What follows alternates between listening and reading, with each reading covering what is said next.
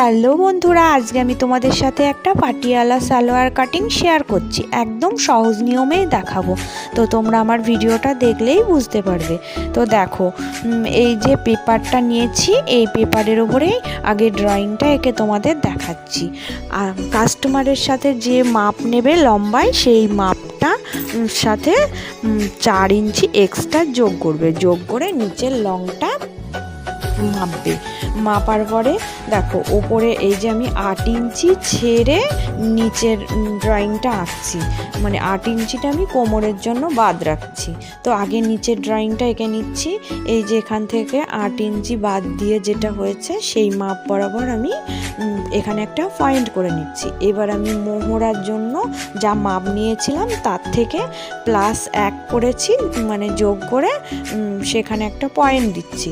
তো এইখানে একটা পয়েন্ট পেয়ে গেলাম। এইবার আমি ওপরে দেখো সোজা দাগ টেনে দিয়েছি। এই দাগ বরাবর এই যে ওপরের এই কর্নার শেষ হয়ে গেল, এখান থেকে আমি 2 ইঞ্চি নামিয়ে দেব।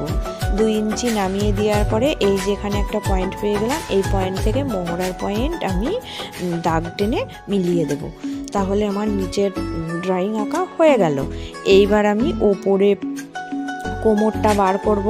কিভাবে বলো তো? কোমরটা বার করতে হলে কোমরের যে মাপ নিয়েছিলাম তার সাথে 6 ইঞ্চি, মানে 6 থেকে 7 ইঞ্চি এক্সট্রা নিতেই হবে। যোগ করে যে মাপ হবে সেই মাপটা আমি এখানে দেখো এঁকে সেই দাগ বরাবর আমি ড্রয়িং এঁকে দিচ্ছি। ব্যাস হয়ে গেল আমার। এটা একদম সিম্পল নিয়ম, মানে সিম্পলভাবে ড্রয়িং এঁকে ফেললাম। এইবার আমি এটা কাপড়ের সাথে কেটে দেখাচ্ছি। তো কাপড়টা সব সময় 4 ভাঁজ আগে করে নেবে। 4 ভাঁজ করে নেওয়ার পরে তো কাপড়টা 4 ভাঁজ করে নিয়েছি। 4 ভাঁজ করে নেওয়ার পরে দেখো, আমি পেপারে যেরকম করে ড্রয়িং এঁকেছিলাম ঠিক সেইভাবে আমি ড্রয়িং এঁকে নিচ্ছি। ড্রয়িং আঁকার পর আগে আমি নিচের কাটিংটা করব। নিচের আঁকার জন্য দেখো, কোমরের যে মাপটা আমি নিয়েছিলাম সেই মাপ ছাড়া আমাকে কিন্তু নিচের ড্রয়িংয়ে বেশি বাড়িয়ে কাটতে হবে। এই জন্যই আমি পুরোটা করে মানে নিয়ে নিচ্ছি। কারণ হচ্ছে, যতটা বেশি ফোল্ড করতে পারবো কুচি ততটা বেশি হবে। পাটিয়ালা সালোয়ারে কুচি বেশি না হলে তো ভালো লাগে না।